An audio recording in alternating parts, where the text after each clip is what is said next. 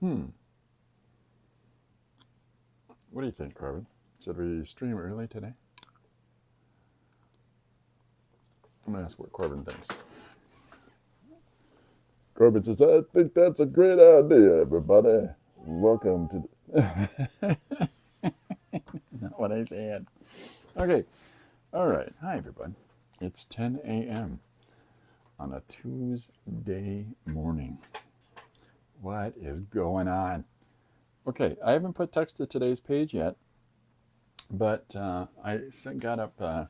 I've been up since a while, and I got up at 5 this morning, and just because needed Lori was going to catch her flight, so yeah, so I just sat down this morning and drew the page. I used a whole bunch of different mark making tools, these ones, and there we go. So what's interesting is when you scan it, it for whatever reason, the original piece is, I'm going to hold it up in this camera, orange. It's very orange. And the new, once it's scanned and put into the program, it tends to take on a yellow pallor. Now, I could probably color correct that. And, but for whatever reason, it's picked up on the yellows in it, and that's fine.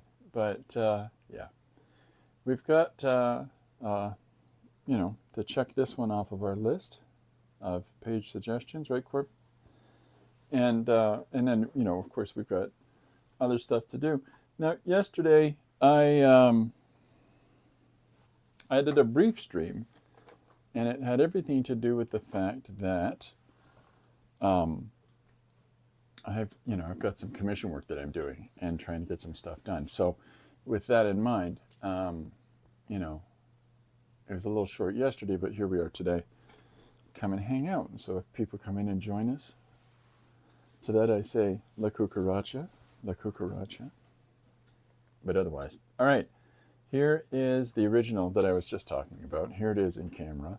The camera that I'm using is my old cell phone, and so it's very, very good quality video compared to what I've used before.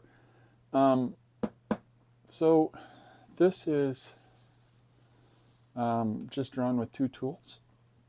One is a Tombow water-based non-toxic marker, and the other is a Studio Gel black ink pen. And you can do whatever you can do with limited amounts of things. So with that in mind, I just sat down, figured out what the Kandahar Giant story was, and that is that in a bunch of American soldiers in the desert in the Middle East went to, while they were in Kandahar, they went into some cave systems, boop, and discovered big, hairy, 13-foot tall giant monster guy. And they made short work of that. So the story, is going to be about how, giants in the ancient world, terrifying, so on and so forth.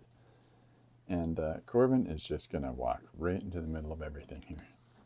Thank you, Corbin. I appreciate that. So, but if, this whole legendary giant warriors and stuff, there's some serious clout to that. If they're running around with, axes and swords and things like that, but they would not fare well against contemporary military weapons, because we are just crazy with glee for things to shoot things with. So there we go. So yeah, I don't know if this is a true story or not. I really don't, but it's interesting and fun. It's one of those coulda, woulda, shoulda stories. But there we go. So there's the original art, which is much more orange than the scanned image. And so we'll get this text on here. We'll get the story on here after. But I just, rather than drawing panel structure, I just was going through and filling in, the plotting the panel shapes. It's just rather than putting borders on anything or anything like that, I wanted to continue the narrative, and visually, but textually, where we place the word balloons is what walks the reader through the composition. So if you start your text line up here and you move across the top and then have him say, hold up, there's something in here with us. And then you hear the growling. There's your growling monster. And then, light him up. And that's it. It's a short story. So there we are. This is a fun one. Now, I've got, yes, I've got things that I'm working on, but I've also got, some time today. And so unfortunately, but fortunately at the same time, Laurie's off to a conference. And so our regular routine is a little bit different. So I thought we could spend a little more time today doing some pages, some stories. So, why not? Now, I was trying to figure out what I was going to use, trying to figure out what surfaces or what tools. I'm just going through all these jelly-plated surfaces and things like that right now. This one seems interesting enough. Let's see if I can match a blue for that. Hey, Corbin, what do you think? He says, I think it's great that I'm over here disrupting everything in the studio, because that's what cats do. So I'll just pick a new suggestion for today out of the book, and then we'll just get cracking right away. Just right off the hop. So this is what this surface is Corbin, what do you need? He is just a nuisance today. So what this surface is it's a piece of cardstock that I've done some jelly plating on. Sorry for the banging of the mic. It's a cardstock that I've done some jelly plating on, and so that now other people, when they do their jelly plating or their images, they're wanting to do, of course, some nice successful transfers and to try to figure out a good way of having these story elements, the images actually on their pages, so that they can add little stencils and whatchamacallits and thingamawhats and this and that's. And for me, it's a case of, I'm not good at jelly plating. I'm just not. Corbin has tried really hard to help me figure that out, and I just haven't been able to. And two, I like doing A2, Roman numeral 3. Anyways, so the whole process of jelly plating for me isn't that I like to draw things, so I don't necessarily need to be able to draw or to use the transfer, because I'm going to get something out of drawing on that surface. And so all of that little bits of complexity, all of that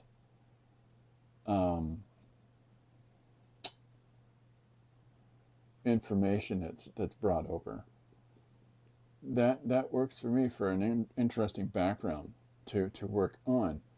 So something like where I've put little stencil patterns in here, that's fun, that's purposeful.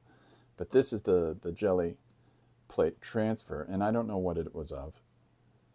I think I've already got the page turned sideways to start with. I'll move that for you, okay, Spazzy Jeff, DJ Spazzy Jeff. And, it doesn't necessarily matter. We're just going to incorporate it into our composition, into our drawings anyways. So there we go. I don't know if you can see this or not, but he punches my shoulder the whole time I'm trying to stream, because he's a goofball. He's a goofball. His name is Corbin. All right. So I talked about using your sketchbook and using, simple, markers that may well be drawing out yesterday, and taking those things and utilizing them as a good couple of tools for you to do some sketching with.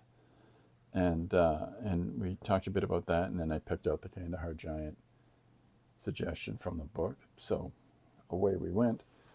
Now today I'm going to work on a new one. So with our new story suggestion for today, let's just see what we've got. Let's just see what we've got. I've got a number of random things that. Sorry, Lori's just telling me she got to her plane. I apologize, which I'm very happy about. Okay, now I've got a number of different ideas of what we could do today, but I don't really have a plan per se. What I do have is, a surface to start with and a bunch of suggestions to work from. So we'll go from there. All right. So the suggestion that I've got is, it's from, I wrote it down and then I've now lost I've misplaced my suggestion book. I can't remember where I put it, but what it was the people that are the last humans alive are living on a satellite orbiting the Earth. So I thought that's fun. Let's do something with that. So, that's what the plan will be. Now, something like this, a surface like this, is interesting because there's things within that you might want to use. So let's flip it. So because what I want to do for that first image, that first panel, is to do a satellite, right? So I'll write the suggestion down someplace that we can have it.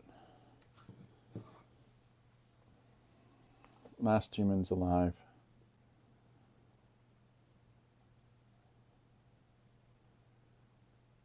Living on a satellite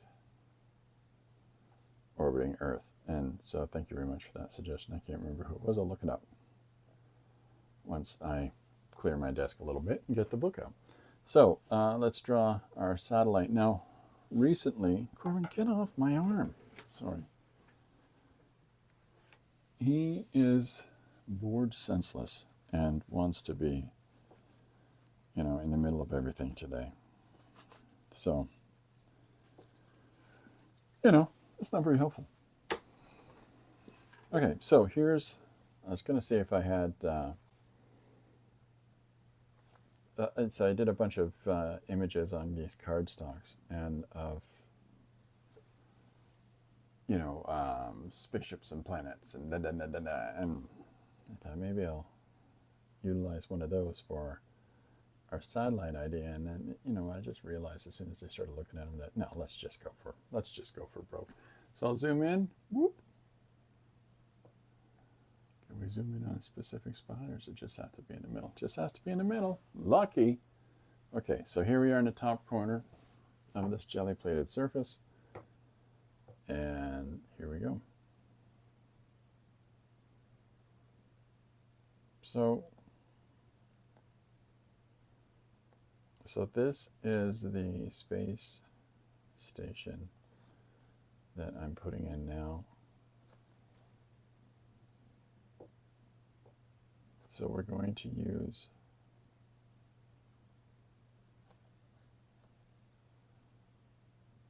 some of our mark making tools and some of our, whether it's a ballpoint pen or if it's in a watercolor I might incorporate, but I'm trying to suggest some kind of dimension, some sort of volume to our satellite, and let's use strong and interesting shapes.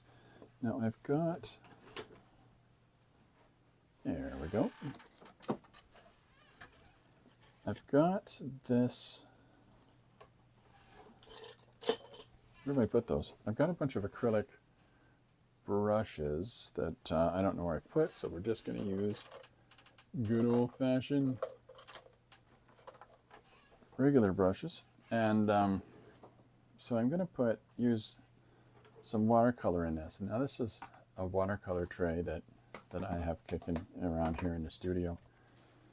And I have it so that I may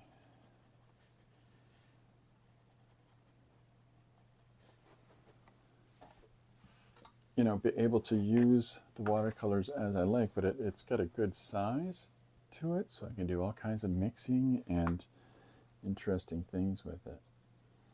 So I'm putting the watercolor in. No, maybe I could have used ink, but I'm trying to blend a combination of, let's use a deeper, we got a deeper value one. So I'm going to put down some in a dotting fashion, so maybe the value of it destabilizes a little bit, so it blends a little more closely with the jelly surface. Yeah. I like it, but we're just trying to make some interesting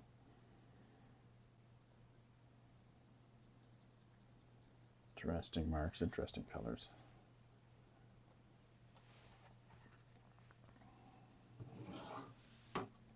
Moving that over now that Corbin has decided to leave out of frustration with me, which I'm okay with. Get out of here. So here's our space satellite. Now I'm making it look a little bit like an old 1950s rocket that's just floating there in space. So I'm gonna see how there's some white ink that's on here. I'm going to utilize that as well. Maybe keep some of that in our, implying stars or some distant nebula or something. I'm not sure what. But we're going to keep that there. Now the red that's in the background from the stenciling that was in the base of the surface, I'm not overly focusing on that. If anything, it just makes, like I said before, interesting, complex color and shape language in the background. So just having that red in there, it's enough to make people go, why and how is that there? And we know we're in on the secret, but they're not. So I didn't really publicize today's stream, so anybody that joins in, super cool. But otherwise, we're just hanging out.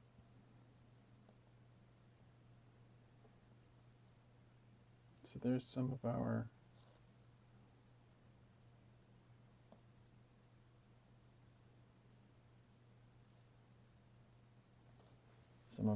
space language coming into play.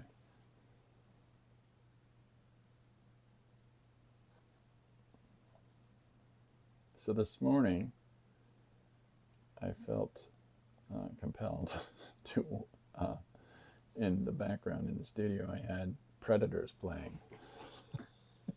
It's just such a random choice for first thing in the morning. And yet, just fun, crazy, silly nonsense. People would stand a chance against crazy killer aliens from outer space. Zuni. Hi, Chris. How are you today? I'm good. How are you? Welcome aboard, Zuni. I'm doing an early morning stream, which I seldom do. And I have a one-page story. And then I'll finish off the one-page story that I've already drawn. I'll put the text on that and get that posted in a little bit. But there's the art for the Kandahar Giant story. A bit of beefcake there. So I'm just coming in and again, using the white that's already down on the paper and just putting some marks around it.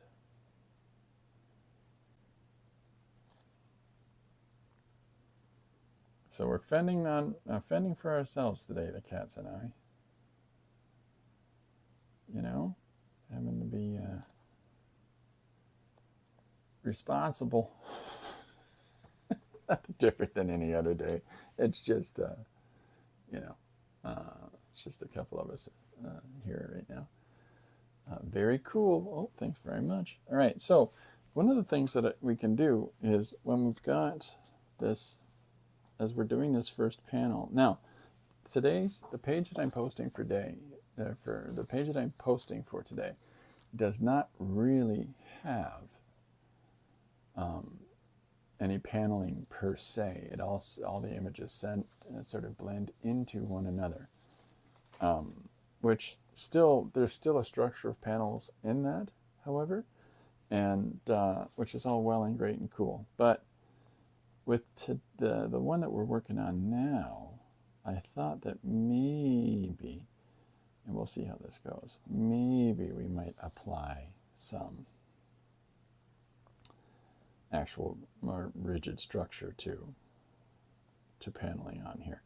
We'll see how it goes. I may, while in the process of this, change my mind. So, which I'm prone to do. All right. Man, I got shirt unbuttoned up at the top here. What am I doing? Okay. It's been, like I said, you know, a little disorganized this morning so far. We're going to figure it all out. But Lori got on her plane, so she's off to have her conference fun. And the cats and I are going to have a pop and chip party later. I've got so much stuff to do. It's not like I really have, what are we going to do with our time? No, that's not the case at all. So, you know, no complaints. So I'm putting down some more pen marks, but let's go back into that one of those dark watercolors and the dark blue there, and let's put some of that down here in his panel as well and cut some more of that shape. I'm going to move this down just a tiny bit too, so you can see some of the interesting complexity at the top of the panel. See, this is the stuff that I love. One of the beautiful things about working mixed media or working where your surface of your image has all kinds of interesting shape language to start with. Great. You know, utilize that. Take the most advantage that you can from that, and really try to, you know, accentuate on some of those factors, and you know, let that interesting color and shape language speak for you. So you can see how far it extends too over here on this side. So it becomes almost like an old section of map or something like that when you start to associate what is this reminiscent of, and that may well be one of those things. So I'll cut out some of this white here as well. What I mean by cutting out is taking that ballpoint pen and spackling around the area so that it accentuates the white, because it just becomes interesting, you know, little aspects of the panel. Now, you know, in this case, the panel is implying space, so why not incorporate that in? Now, I'm also going to use a whatchamacallit? I'm going to use a white pen in addition to this, so that I can start to drop in some stars and things like that. This is just a uniball gel pen. What is it, Corbin? So the cats know that Lori has gone out for today, and they're just driving me crazy. You know, I can understand Corbin being worried, because the last time that I left the house in the car with somebody and didn't come back was when our other cat baby had passed away. So he not only really did not want to get in his cat carrier recently, but he also doesn't like it now. He keeps checking whenever one of us leaves the house. He stays by the door to make sure what's going on. You know, cats, they're more complex than most people realize. So here's our space coming in. Now, it looks kind of splotchy and whatnot to start with, and that's understandable. But I'm going to fill in larger areas with the blue. What I'm doing right now is really just finding these interesting little bits, like the white. And so we'll start filling in the rest of the volumes as well. But I want to make sure that I get these little accentuations here and there. The red lines through it, like I said earlier, is just because that's what's underneath the surface, but it adds interesting, something interesting to the images that we put down.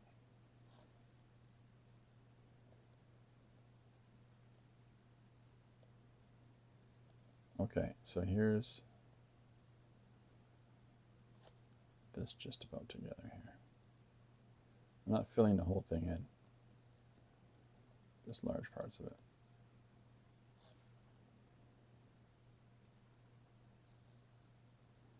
And hopefully, and we'll do one little bit more of watercolor, and then hopefully what's going to come about is when I put the stars down with the white wink pen, when I start spotting some stars in there, it will help to compress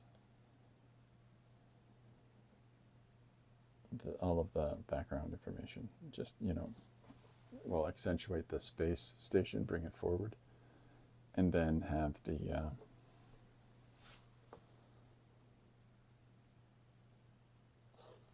stars in the background, unify the background area. So I'm just putting some little shapes to imply lots more interesting complexity in the space station. Different floors, do you know what I mean? And the like. So Suni came by. Hope everything, you know, is going well. They're working on some cool stuff. All right, so there we go. We got that together. I'll do one more tiny bit of the dark blue, and then next panel. And I think what I'll do for the next panel is have the crew make an appearance. Because the whole suggestion of the last humans alive live on a satellite that is orbiting the Earth. But it's a radical thing. I mean, that's some radical sci-fi.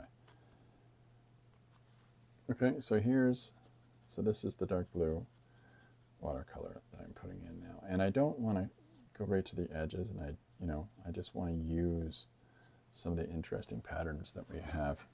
And so the idea is that by pushing the darker values down for our background, it should pull our satellite towards the reader. Good morning, Liz. Welcome aboard.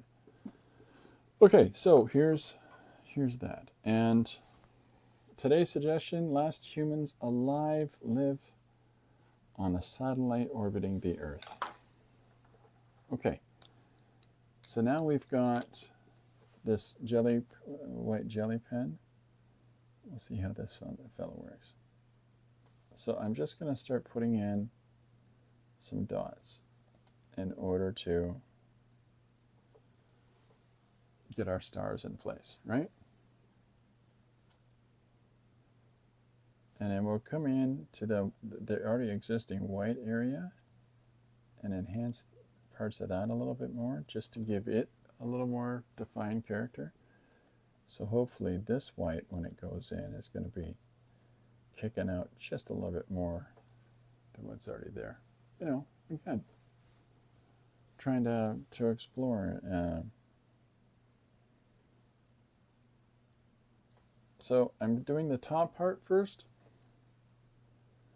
One of my favorite things is, and I didn't quite get it when I was younger, I love the way, now as an adult, I love the way that Jack Kirby did Outer Space.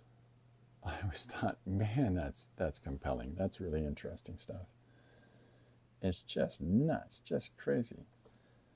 But he had a ball with it, and he had this sort of intended vision as he was looking at the marks, the interesting marks and shapes and stuff like that he could use to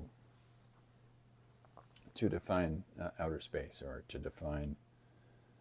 I'll get my hand out of the way so we can start using the space a little more. He wanted to make space this cosmic, unbelievable kind of environment, you know, and it really showed, so much so that you've got certain things in,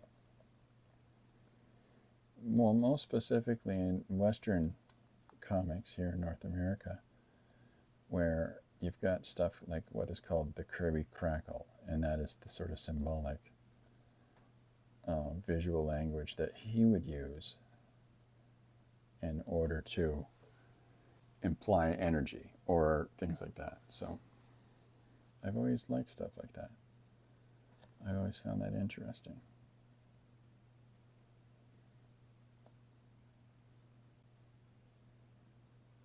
You know, it's... So here's, I'm just using this gel pen, and I'm starting to give some interesting shapes and stuff like that, putting some of those down on our satellite. Now I'm going to do the same thing for the lower layers. But the whole reason for doing this is, once again, pull it forward off the background. Jelly print background, yes indeed. How was your weekend event? It's this weekend coming up. It's just about to happen. So I've been getting all kinds of chalk drawing, little things together. I'll show you a really silly tool. Hold on one second. Here is, it's going to be hard to fit this in the frame. So you can bear with me. There's the top. That's a piece of chalk, okay, tied to a rather long stick. I can't go any farther forward because I'll put chalk all over my bookmarks, or all over the side of my books and the bookshelf. Okay, so that's, and what that's for is, and I'll use a paintbrush to show this a little more clearly. When you're drawing, okay, so I've got this paintbrush and I'm holding it on a 45-degree angle. And so when you're drawing, and you're standing up and you're trying to figure out your image on the ground so that it looks relatively in perspective, a good thing to do is to take a long stick with the chalk at the end of it and to work out your composition from that perspective of where you're standing and looking at it. Now, ideally, you want it to be around 5'5", 6 feet, someplace within that height, in order for the average person to look at it and go, oh yeah, okay, I get it. It's in perspective. But because I'm 5'18", I've got to step back and like another foot and a half. So that's why the stick is so silly long. But I'll sketch out a drawing. Let me pull one up here. So I'll sketch out a drawing this way, and it keeps it all nicely lined up in space. Give me 1 second. I'm going to pull one out to show you. So this is, and it's nice and rough, right? So here is a large, this is 18 by 24. And so this is me drawing from a distance with the chalk on the end of the long stick and figuring out all the perspective on this composition so that I can imply that the one person's leaning forward, their body is starting to recede back, this person's farther back in the distance, and so is that one. And so it all leads off into the background. And hi Lucy, and by doing that, it preps my image for me so that when I sit down and I color it in, like this, with the chalk, then there's a proper sense of proportion and scale. Well, like Eddie always says, size matters. Well, there you go. Yeah, it does when you're trying to fit in a car. Anyhow, so there's where we take that next. And so I roughed up a bit of illustration here on this piece of black construction paper in order to show some of the other people that came out for the meeting on Sunday and showed them this is the kind of thing we're doing. And so this was done using a little 12-pack of dollar store chalk. So, you can take a palette that's just the 12 colors, including white and black, and you can make all kinds of extra colors in there by the blending and the combination of those. However, I have donated 5 boxes, 48 counts of chalk, 5 boxes with 48 pieces of chalk in each, and in order to let all of the artists have lots more selection and choice and interesting things that they can do from those. Okay, so I'm going to zoom back in. So hopefully, hold on a sec.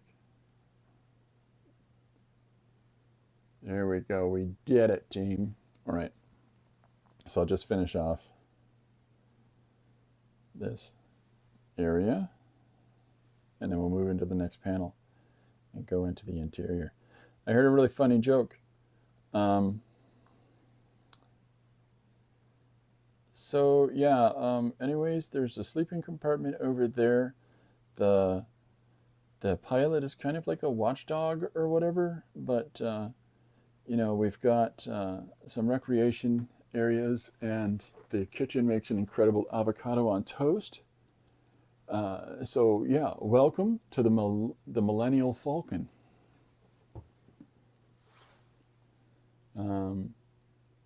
This says, how many are attending? About 45. Well, we're going to have half a dozen to a dozen artists, and so people that'll be attending, because it's done in conjunction with a summer kickoff event, that there probably will be about, I don't know, 500-700 people. So we're going to have some fun. Okay, here's our space station. Put a little dot down at the bottom. And so I'll put a couple more stars in, and I'm adding dots in and around the areas that are already white, just so that it continues with the whole friscollated edge. But there we go. We've got the white dots in our background. So we're trying to pull the satellite forward with all the white ink. And that should push our background further back. So there we go. All right, now panel 2, or as I like to call it, panel deuce. Okay, so this is where some of the, what little successful jelly plating, I was able to pull out of this page actually starts to appear. So we're going to put our next image here, and what this is going to be is a shot of, some of the crew. So I'm just going to draw straight in with ballpoint pen. So our suggestion for today is last humans alive live on a satellite orbiting Earth. And for those that haven't seen it yet, this is the page that I'll be posting, the Kandahar Giant page from Gary Hodges' suggestion yesterday. I've been asked to do crafts at the store that has my folders, but I'm too nervous. Just do it. Right, so I say that so ambivalently, is that you might feel nervous leading into something, but honestly, once you get going on it, it should open up for you. So don't worry too much. If you talk yourself out of it, you're only disservicing yourself from the opportunity. So don't fret too much. They asked you because they think you're capable, and that it would be of benefit not only to them, that they think that you have enough going on that it would be good for other people to come to that store to see what you're doing and what they can do with some of the things that are available at the store. But at the same time, they want to celebrate you and encourage others to see what you're doing. So go for it. If they've got that confidence in you, that they're willing to engage their business place, with this, then, you should feel confident too. Nervous? Fine. But take the assurity of the fact that they've asked you to do it as some kind of commentary on your ability to do so. So, good stuff. Congratulations, Liz. This is good. I encourage people to try different stuff like chalk. I wish that I had engaged a little bit more with chalk and things like that when I was younger. But, you get in a rut, you think that this is your directional path, and, if I'd spent X amount of time with chalk, I probably wouldn't have developed the ability to draw with whatever else that I do, to the extent that I do. But still, it's a nice thing to have in your, I'm gonna use that word, arsenal. Your mixed bag of creative weaponry. So I'm drawing our characters on the satellite, standing around trying to figure out what's next. And, having some fun in the process of doing so. So I'm drawing over top of the jelly-plated area, regardless of what is down on the surface, right? But I say that, and yet, see this little light line going across there? I'm going to use these lines in my background. I will be putting marks down to accentuate those and to incorporate those into the overall scene. It's like it's a ready-made decision, that's already been done for me, so that I can, do a cool background with nice linear elements, but they're already all prepared. I like it. So here's our first character leaning in. And we'll do our next one in a sec. So I'm having them all gathered around an information point. So, and I'm leaving areas out with the pen so that we can then come in with some white or another value. We'll decide what that is. Maybe this kind of off blue or something. We'll see. But we're going to, like, who knows? Let's figure out our palette in just a moment. So let's get a collar on this guy and some of his jacket. Now, I'm imagining a magical line that runs across the bottom here, which is where our image is going to end. But I'm not going to draw it in per se. I'm going to bring our dark values up to it. And we'll use this ruler to make sure that we don't pass it. But I'm not drawing a border on that. So, just why? Just because. Oh, Lucy's mad.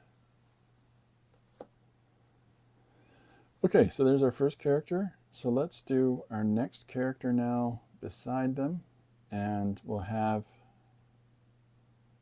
let's do a lady here.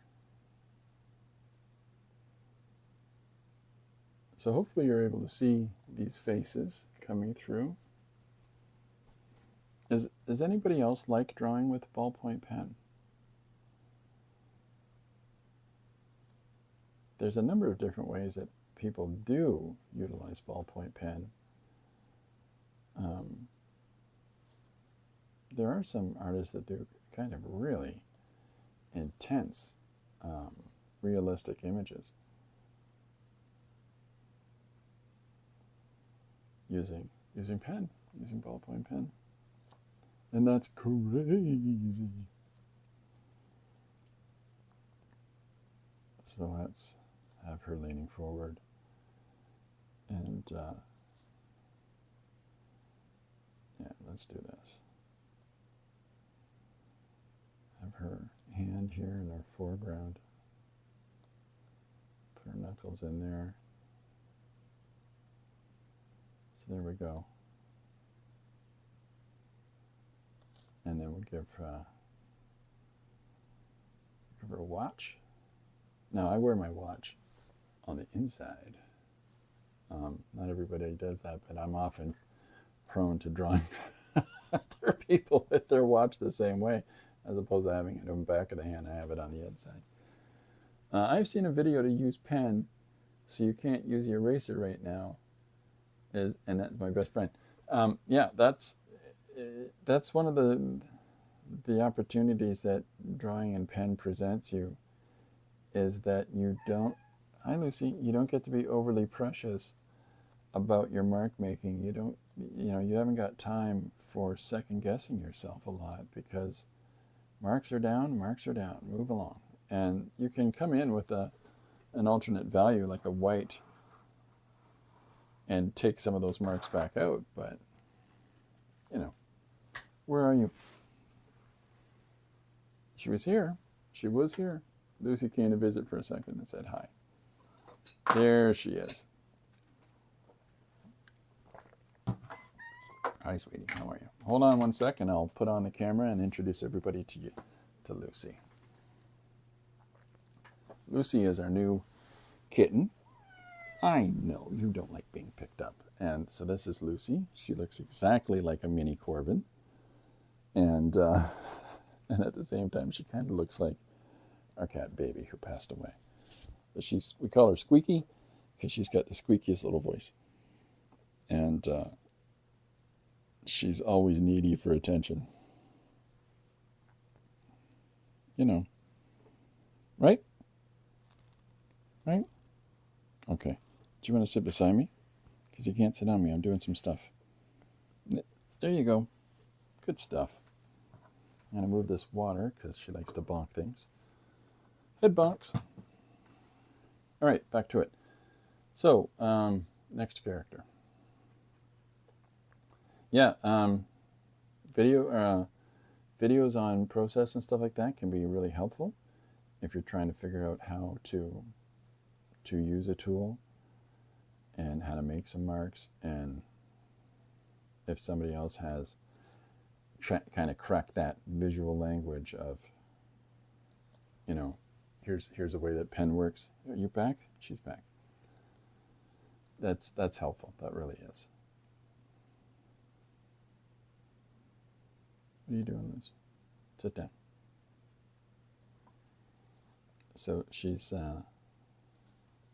Lucy is Lori's cat.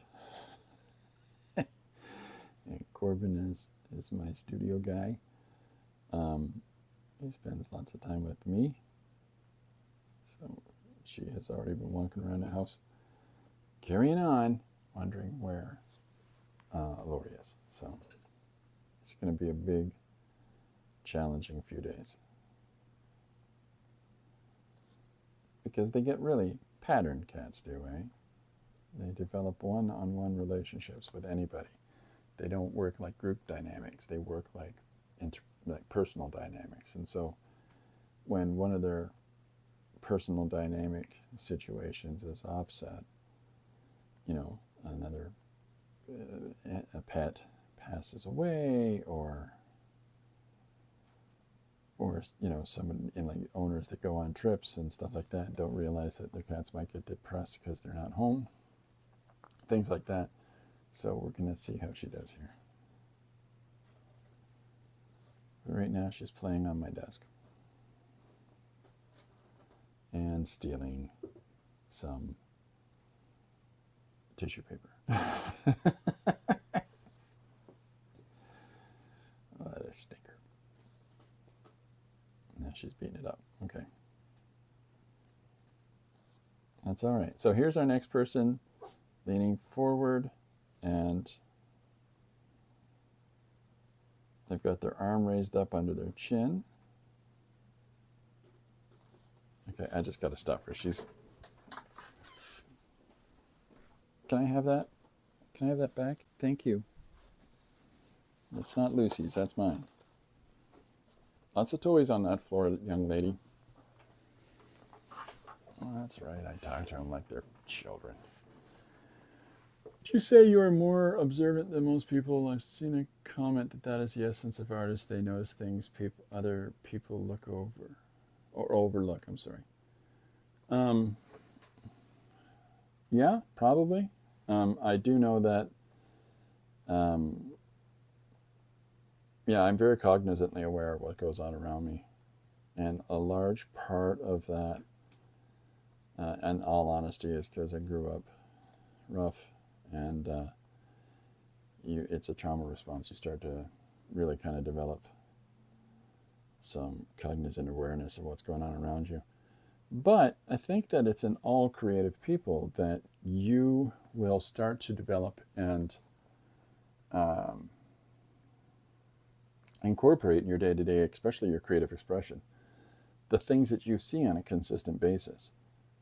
You will notice stuff that, you'll see the potential in worn-out buildings, or you'll see clouds and start to immediately recognize things. Or if you're doing the biggest way to check and see what your sort of level of observancy is for information is crosswords. Or not crosswords. What are they called? Those things where you've a word jumble, where you've got a whole bunch of letters and there's a list of words, and see if you can find them. I wasn't aware of how much that can signify your ability to sort information and details and to notice things differently than others, until I sat down and did some. My brother-in-law loves doing those. He really does. And he has a great time with them. It's his regular hobby. And, he says, this is, it's challenging finding some of these words. And every time I'm like, yeah, you're doing great. Because what benefit is it to him if I'm sitting there looking over his shoulder going, there's that one, and there's that one, and there's that one. Whereas for him, it's something that he really enjoys actively being involved in the process of doing so. Awesome. John's also vision impaired, so why in the world would I take away someone's joyful thing just because old observant eyeballs here? Yeah. I've been doing crosswords a lot lately. I never had any interest in crosswords at all, and for some reason so Lori went out and picked us out some, and she found me the hardest crossword book she could find. It goes, good luck. Thanks, hon. Yeah, pretty nerdy. So I'm drawing our next astronaut here, and again, this is a head-on chin scenario, but whereas the other person was less, so this one really is leaning, leaning onto their hand here. I'm just putting in some of these defining lines, and then we're going to come in with the lighter value and start picking out the alternate tone. So the contrasting color. And I haven't decided what it is yet. Like, are we just going to do the white? Or are we going to have this consistency of these are the colors that we're using? Or are we going to shake it up a little bit more? I'm not entirely sure yet. So here's our next character coming in. And then we've got to get something across here that they're leaning on. And so now we've got this interesting complexity in the background for our third panel. So one of the things I thought I'd do with this is to take these three individuals and let's reverse the shot. So now we're going to draw the back of them as they're looking and to see what they're looking at. And because there's this nice little curve here, I think they're looking at Earth. Because the whole point of this page is last humans alive live on a satellite orbiting Earth. So let's play with those ideas a little bit more. Round them out a little bit further. It's important as well for context that if you're going to have people engaged in what they're looking at, you want to follow through on that, right? I bet everybody that's here is possibly more observant than the average bear, and the reason for that is that you're choosing to watch, somebody talk about storytelling, picture making, right? So clearly you already have some degree of visual interest, you like visual information, and so you're probably already, even if some people may not think they are, you're probably already more observant, visually aware than other people, just because you're tracking something like this. A cat-owning weirdo scribbling on a marker on a little doodly-doo here. So here's our third person. And we'll get, let's finish that. I didn't do the collar and stuff here. So there they are.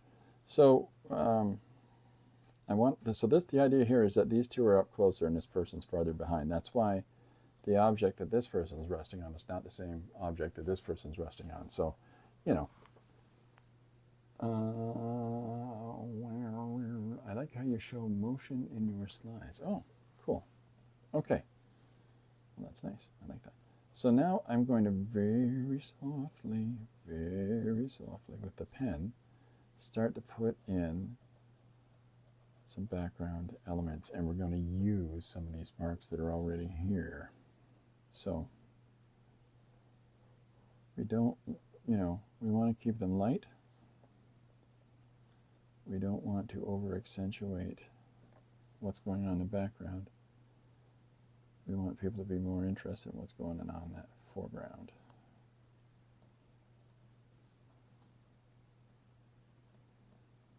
Now, if I had this gold or ochre, whatever this is, that's in the background, if I sat down with that tube, I would, any of these marks that I'm putting down, I would put little dots over top of to destabilize those, similar to what's already existing on our page. Why? Just per guys.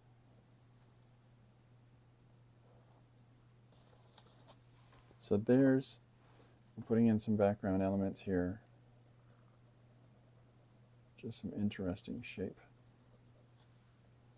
And I'm going to put some perspective line in as well. Like so, just to, I'm going to try to stay within the confines of this interesting line around the outside edge. And we'll keep, so we've got everything moving to a vanishing point, which is about there, I think. Right about there is our vanishing point. And so this line would be off the panel, so we're not worried about that one.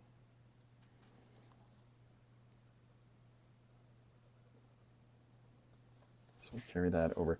By putting this line behind one of their heads, it helps to further imply that it's behind them in the background.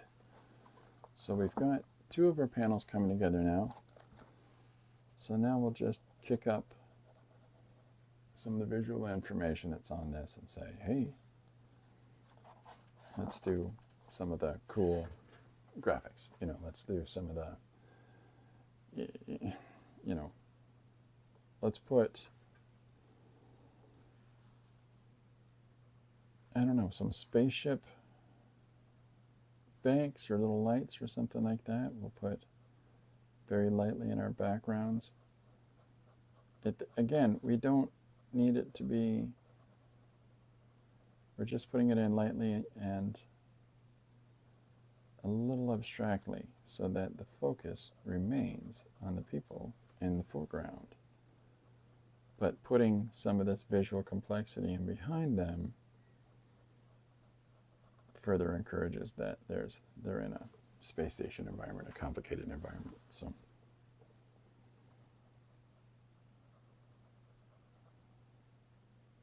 little bit of repetition doesn't hurt anything.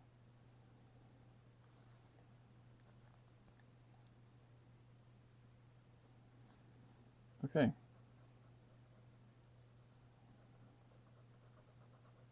So we'll put some little bits and bobs and, little greebles and whatnot in the background here as well. What that is when you're doing model making, greebles and things like that is where you have like little strips of metal here and like little strips of plastic in order to emulate metal here and there, just to add to the complexity of the thing that you're building. And those, I believe they're called greebles. So again, I'm picking and choosing the parts in the background that I'm using. These different colors and marks here. So I'm going to go right to the edge on this. Now I put a space between these two panels, and so I'll probably put one on the opposite side of this. It's a little counterintuitive. You would think that, I'd keep this image right up to the edge, but we're not overly concerned about all that jazz right now.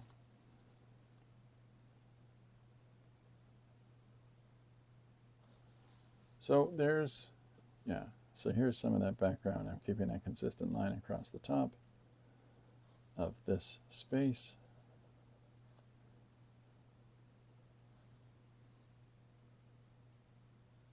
And the little black square there. Right, just to keep this language moving through.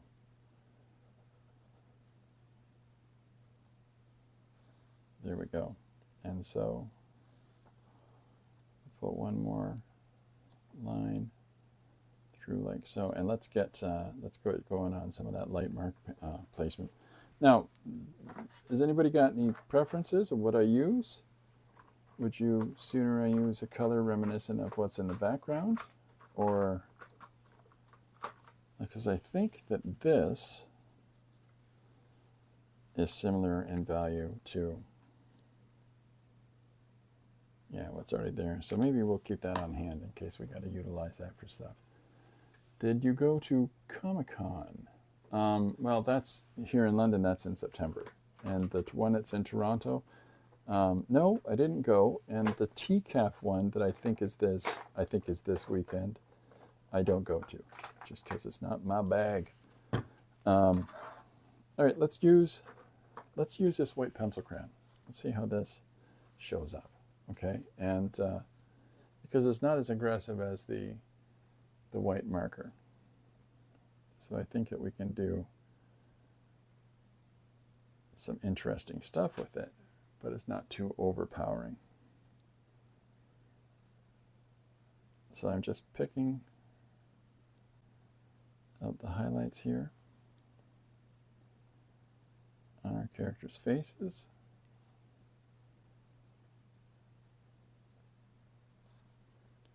Like so. And again, the red lines in the background and so on and so forth, that's just interesting underpaint, I guess you might consider it as. And I'm using different amounts of pressure to get different levels of opacity in the white. So now we'll do, this one's uniform. Oops, I broke the pencil. Some really aggressive art making there, Chris. Does anybody here go to Comic-Cons? What is it, Corbin?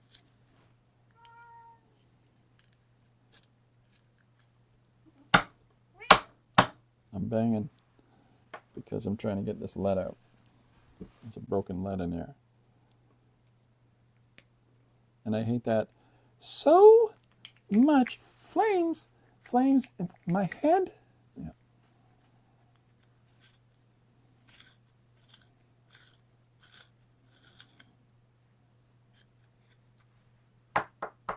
I think this is dropped or something because it's not being in any way agreeable to be sharpened.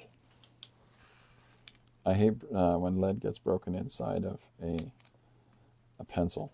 It makes me crazy.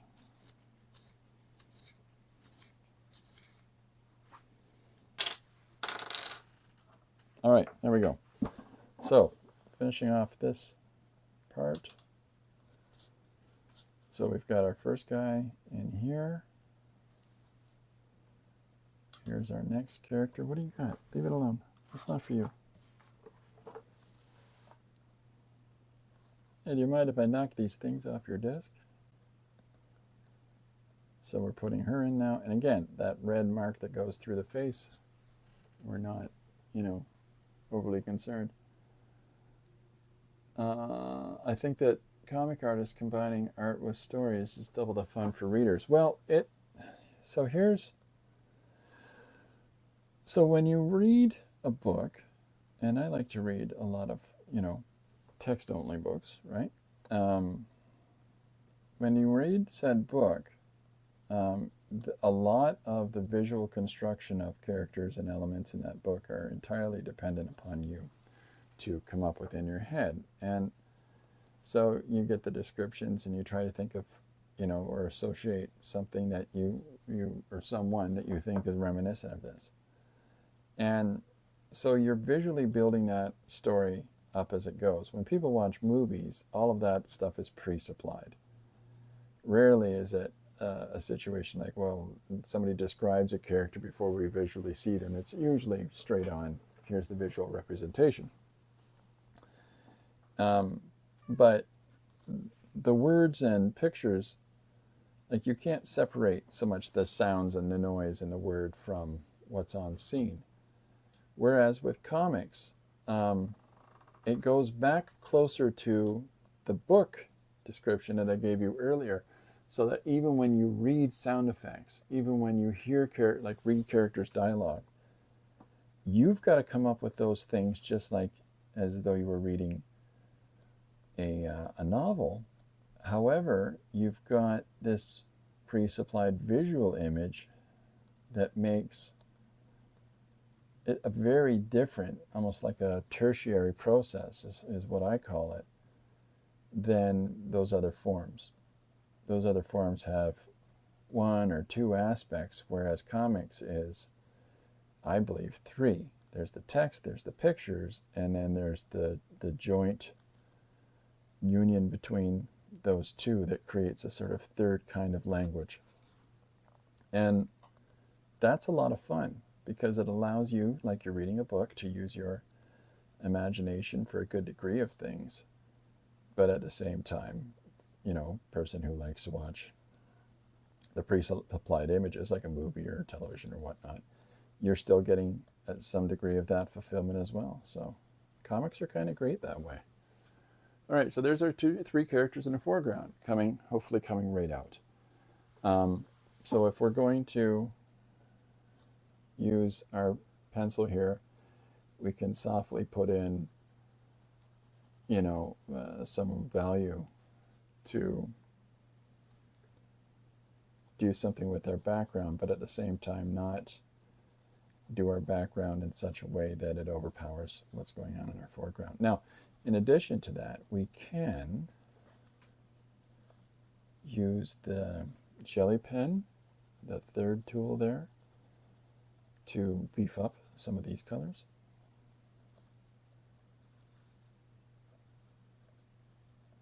So this is, I'm going to really lightly apply this.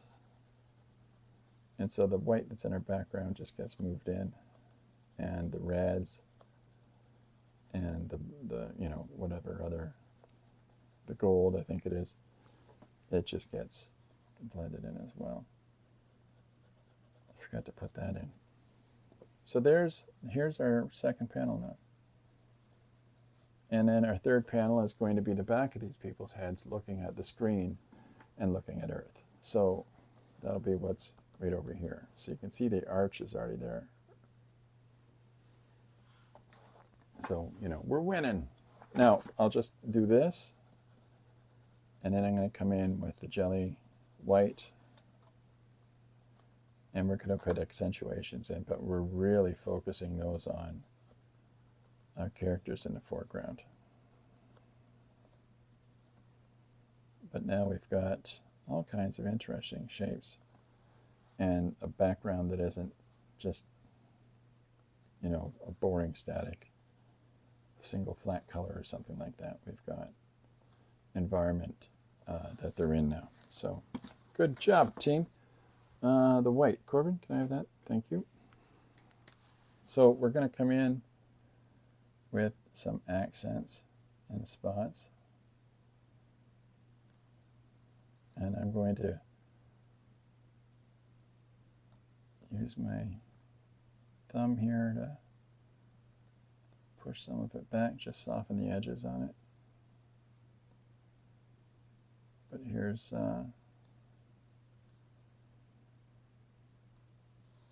we're just trying to draw the eye more towards these individuals in the foreground, and we can do that by having more contrast in the characters than we do so in the background.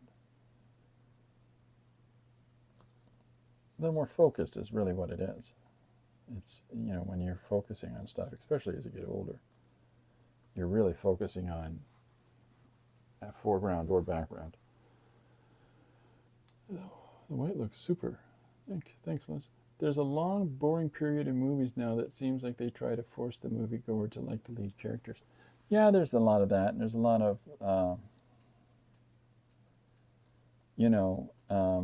ethics and moralities being written with some characters that this is how, the everybody should believe. This isn't, I'm not being political about one way or another. I'm just saying that there's an awful lot of that really strongly being depicted, which we really haven't seen since like the 70s. It's an interesting time in film, but it's very different, and it's going to be very different going forward because that, well, as hard as they're fighting, the motion picture system, movie theaters and all that will die. It just will. It will become something else. It has to. It has to adapt because it's already lost the fight against home entertainment. It was really a matter of time. I'm actually surprised that it took as long as it did. I thought it would be much, much sooner, as soon as you had video cassettes and the like. Because why go to the theater if you can just wait till it comes out on VHS and DVD? And now we've got all these other far more, improved and not entirely dissimilar from the motion picture in a theater experience that you can have just in your house. So they're going to bank on a couple of different little ideas like spectacle and trending and sly marketing things that people don't realize they're being duped by, like the Oppenheimer Barbie thing. Give me a break. I want to go see Oppenheimer, and my partner wants to go see the Barbie movie, so we've made a deal that we'll go see both. Really? Those are very, very different things. They both made all this money. Well, yeah, because of the marketing.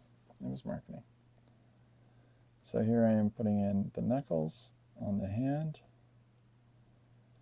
And some of the, so I'm just picking and choosing where I put the highlights here.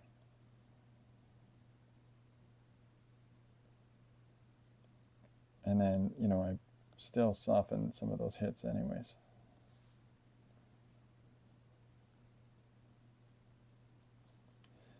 Yeah, the theaters are going to have to figure it out to be different.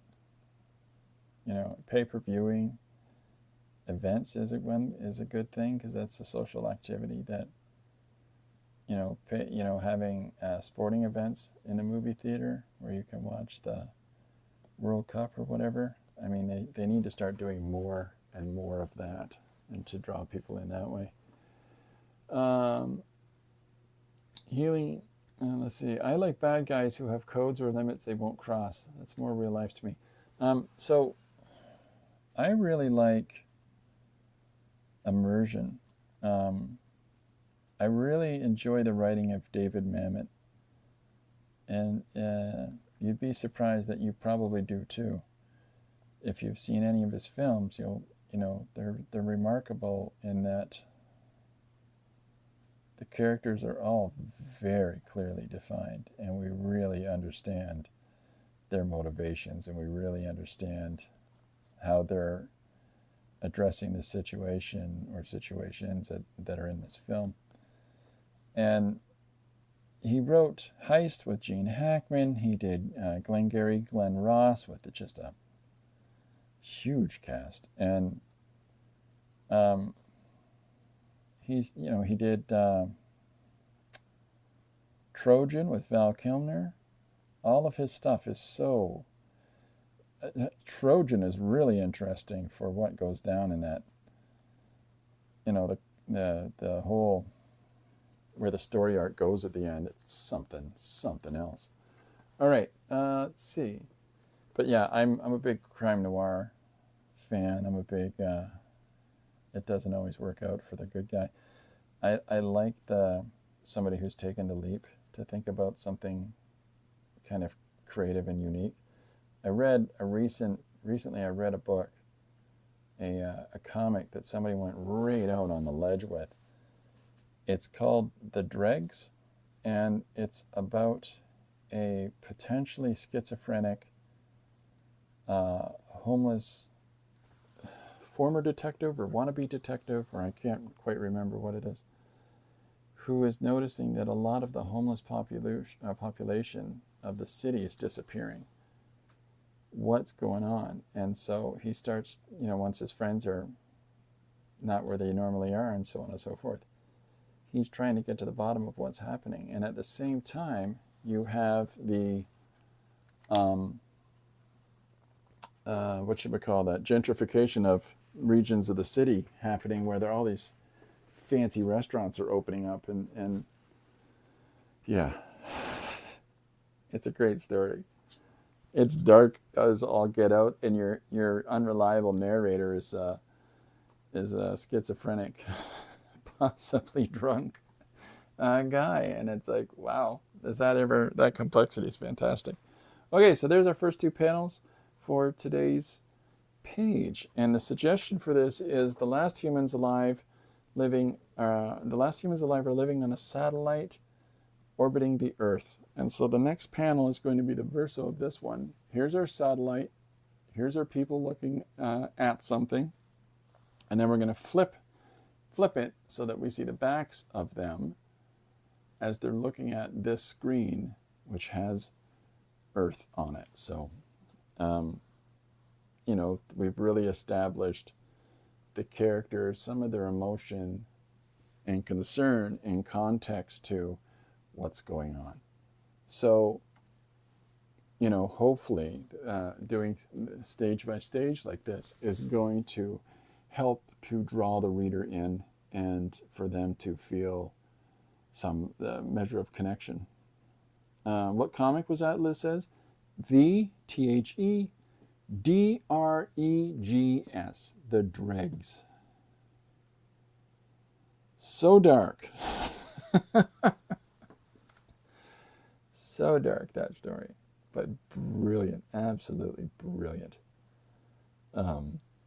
It's little moments like that, like at the end of the, I can't remember what it is, the Scorsese movie with Bill the Butcher and Lizzie Nisi and what's the kid from Growing Pains? Anyways, what a weird way to remember people's names. Something of New York. Tribes of New York, I think it is. There's a fantastic bit at the end of that where you see graves and then they become overgrown and more they fall apart or they've fallen over and they're completely overgrown and almost completely disappeared and invisible as the city in the background develops and grows and becomes the contemporary New York City. And I just think that's such an amazing visual for to set the viewer off with, like, this is what they want their takeaway. This is just stories of people in the long history of a large place. That's awesome. It's a really great way to finish that off. Okay, folks. Well, I'm gonna pause for a little bit, and I will be back this afternoon at the regular old time of 2:00, and we'll continue working on this page if you guys are interested. So tell all your friends, tell the whole bunch. Yeah, we'll be here at 2 p.m. EST. So thanks everybody for coming out. Thanks for taking part in the chat, and thanks for hanging out with me. I hope you find this interesting. Let me pull that out. There we go. So you can see how much we've got done so far. We've got lots and lots more space to use. So we'll try to think about where we're going to take this story. Liz says, sorry for all my chatting. Oh, no, that's great. Chatting is great. I love the chatting. Okay, so yeah, The Dregs is the book you're looking for, Liz. Okay. All right, folks. 2 p.m. EST. I'll see you then. In the meantime, go make something. Bye for now.